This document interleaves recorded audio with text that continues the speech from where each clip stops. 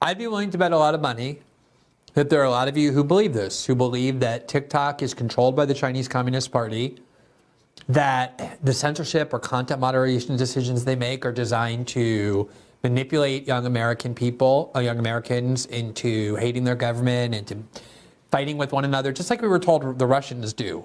We're constantly told the Russians are trying to infiltrate social media, to turn us against each other, to create division. That was for a long time the reason more social media censorship was needed to prevent the scary Russians from dividing us. Now they've added China to it.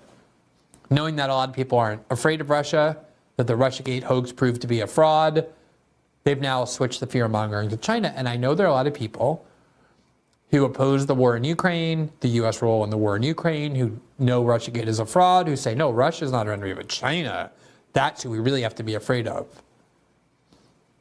Now, what happened was I actually did a lot of investigation and research into this because I wrote about it here in December of 2022 when I was still at Substack. Reflecting new U.S. control of TikTok censorship, our report criticizing Zelensky was deleted. What happened was we produced a segment on our show here that was very critical of President Zelensky and of the Ukrainian government and the war effort of the United States in Ukraine. And it went pretty viral. A lot of people were spreading it around and watching it. And then suddenly, quickly, it got banned, taken down by TikTok. That sent us a note saying, this video is a violation of our terms of service. And of course, I thought to myself, okay, I kept hearing that China censors to propagandize Americans against their government, so why would they want to delete my video critical of the U.S. government? Why would they want to protect the U.S. government from my criticism of it? Why would they want to protect the U.S. government's war effort in Ukraine by banning critiques of it? That doesn't make any sense, does it? Just like it doesn't make sense that TikTok banned mention of the bin Laden letter.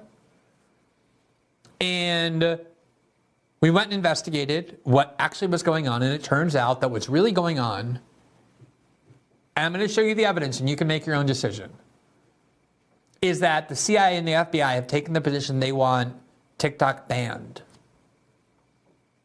The people who own TikTok, who are the founders of TikTok, the main founder in particular, is someone who was born in Singapore. He went to the London School of Economics. He then went to Harvard Business School. He's a capitalist. He's trying to get wealthy. He's getting rich. He's the founder of TikTok. And the U.S. is an incredibly lucrative market for TikTok that they don't want to lose access to because it would cost them billions of dollars in valuation in their company. They're now trying to compete with Amazon and have e-commerce on that site. It's a gold mine. And so they're desperate not to get banned from the United States. And so they've told the CIA and the FBI, look, we don't care about political censorship. We'll turn that over to you. We'll let you tell us what you want censored in order for us to stay in the United States. And that is what's been happening. The U.S. security state has been gradually commandeering the ability to content moderate on TikTok as a condition for allowing TikTok to remain in the United States.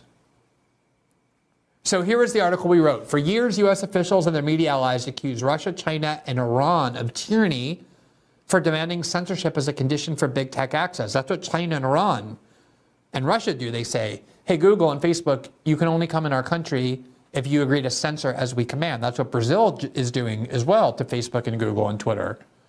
We'll let you be in our country, but only if you censor as we demand. And Facebook, Google, and Twitter want access to the Brazilian market. It's a huge market.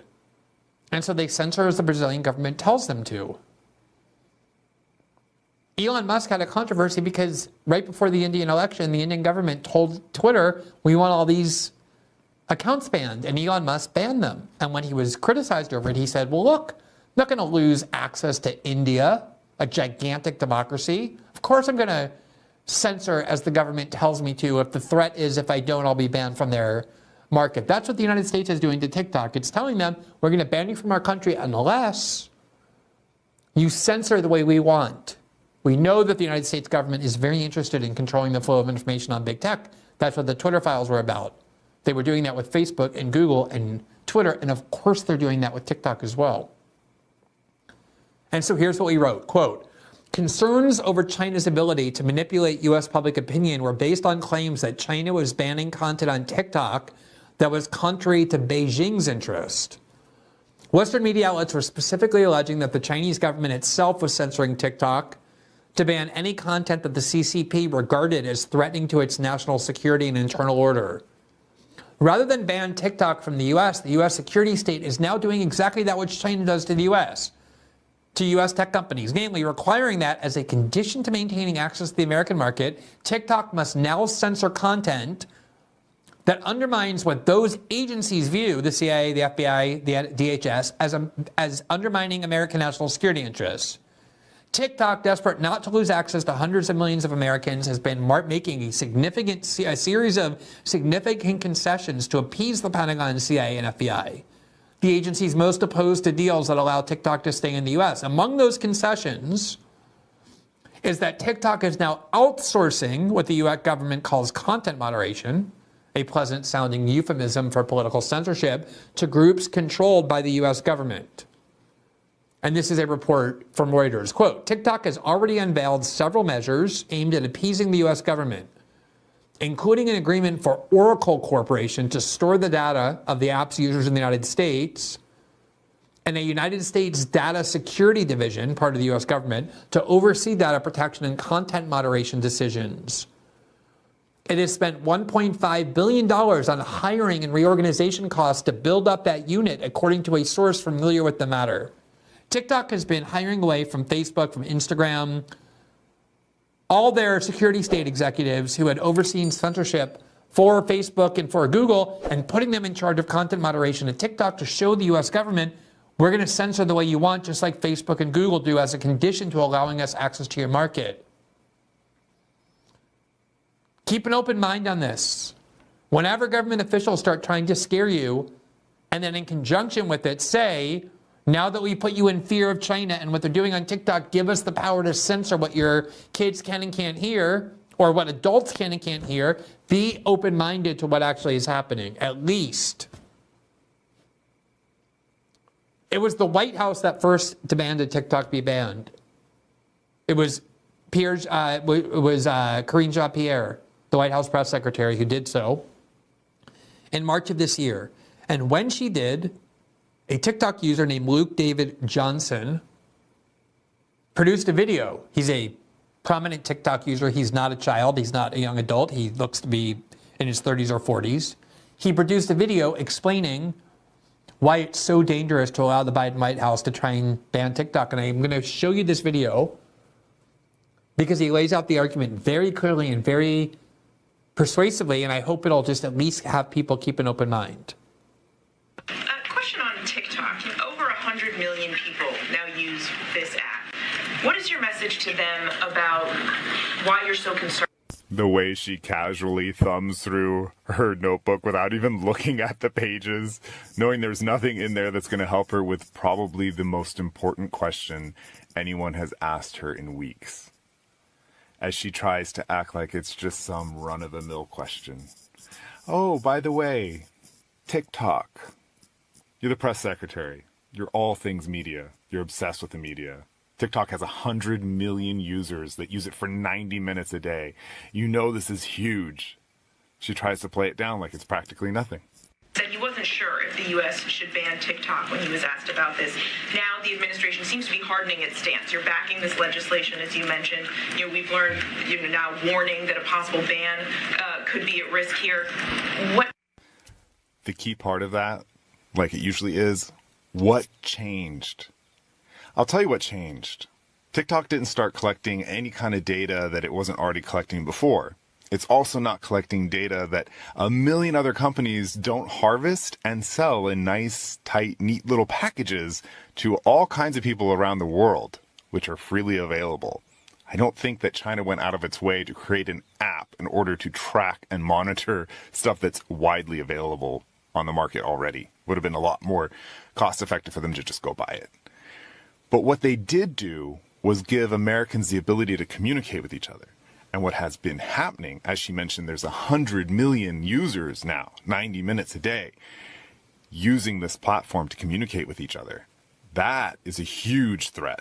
And not to the Americans, not to the individuals who are communicating their ideas to one another, but to the administration in power. And that's why this is a bipartisan bill that she's so proud to keep pointing out. It's bipartisan because both parties in power agree that it's dangerous for the American people to communicate their ideas to one another without their control. See, it's fine when it's the mainstream media that they have control over. It's fine when it's Twitter and Facebook and other companies that they have control over. But it's not fine when it's a company they don't have control over. Twitter was okay before, and now Twitter's a problem because it's no longer controlled by the U.S. government. See how this works? This is probably the biggest question she's ever been asked in her career, and she has to know it. She's the press secretary of the United States of America. TikTok is a really big deal. It's way bigger than any conversation they've ever had from that podium about anything. So, do you see what he's saying? He's saying the United States government has worked very hard to make sure it controls all important means of communication. It obviously has the U.S. media in the palm of its hands. The U.S. media reports what the CIA and the FBI tell it to and doesn't report what they tell it not to say. The big tech platforms, Facebook and Google and Twitter before Elon Musk, as we know, were subject to constant orders from the government about what to censor, and they did it. And the reason they're so fixated on Elon Musk and the reason they hate Rumble and any other site that doesn't obey them is because they can't stand the notion that Americans can go on a platform and communicate ideas that they can't stop. And this is what the threats to ban TikTok are about, is about trying to have the American government be able to commandeer those censorship decisions so that critical videos of Zelensky and the war in Ukraine or topic videos about the bin Laden letter get censored because the U.S. government wants it to, and they can easily get Google and Facebook to censor it. It's a little harder with TikTok. And TikTok has had to agree more and more because they don't care about political censorship. They care about profit. These are capitalists. They don't care about giving the U.S. government control over content moderation. They're happy to do it if that's the condition they have to meet in order to keep access to the very lucrative U.S. market. Here is TikTok constantly reassuring the United States and the U.S. government TikTok's commitment to U.S. national security. They are saying here that their commitment is to U.S. national security. Put simply, Project Texas, which is the TikTok project to hand over control of data and content moderation to American agencies and companies, is an unprecedented initiative dedicated to making every American on TikTok feel safe with confidence their data is secure and the platform is free from outside influence. This is the thing about this idea that the Chinese are spying on us with TikTok. As Luke Johnson said, leaving aside how much Facebook and Google spy on us, how much data they have about you and me and everybody, we covered before about how the CIA and the FBI buy on the open market enormous amounts of data about Americans that are for sale, that have been bundled, that they would be prohibited constitutionally from collecting on their own, but they buy it commercially instead. And if the goal of the Chinese government was to spy on Americans and gather data about Americans, it would be much more cost effective to just go buy it on the open market rather than having to create this whole entire app and attract Americans to use it. But the condition for TikTok to remain in America has been to hand over control of content moderation decisions and data to the U.S. government, and that's exactly what they're doing. Here's more from TikTok. Our content moderation systems and processes, both machine and human, will always be subject to outside review to ensure that moderation is taking place only in accordance with our published community guidelines. The USDS will implement these rules And the TTP, American-based trusted technology provider, will have full visibility, guaranteeing that there are no expected changes to our system. So all promotional decisions will be as transparent and audible to the third-party monitors and U.S. Content Advisory Council. Here is Bloomberg in May of 2023. TikTok will soon grant Oracle full access to their code and algorithm. TikTok will soon grant Oracle Corporation full access to its source code, algorithm, and content moderation material as part of efforts to alleviate national security concerns about the app. Here from Reuters, TikTok moves U.S. users' data to Oracle servers. TikTok had previously been storing its U.S. user data at its own data centers in Virginia with a backup in Singapore. It will now delete private data on U.S. users from its own data centers and rely fully on Oracle's U.S. servers, it said. TikTok has also set up a dedicated U.S. data security team known as USDS as a gatekeeper for U.S. user information and ring-fencing it from ByteDance, a company spokesman told Reuters. Now, I understand that if you are just somebody who thinks China is the only threat, the biggest threat, even bigger than Hamas, and everything connected to China, where the China is mentioned, you get very scared and you're ready to give the government all power. I know this all seems with TikTok saying, oh, they're going to hand over content moderation decisions to the U.S. security state. Oh, I don't believe China. China will say anything to get access to us.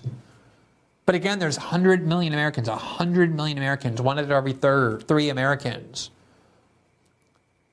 that use this app voluntarily. And the proof that TikTok is actually making decisions to censor in accordance with what the U.S. government wants is very clear. We just showed you some.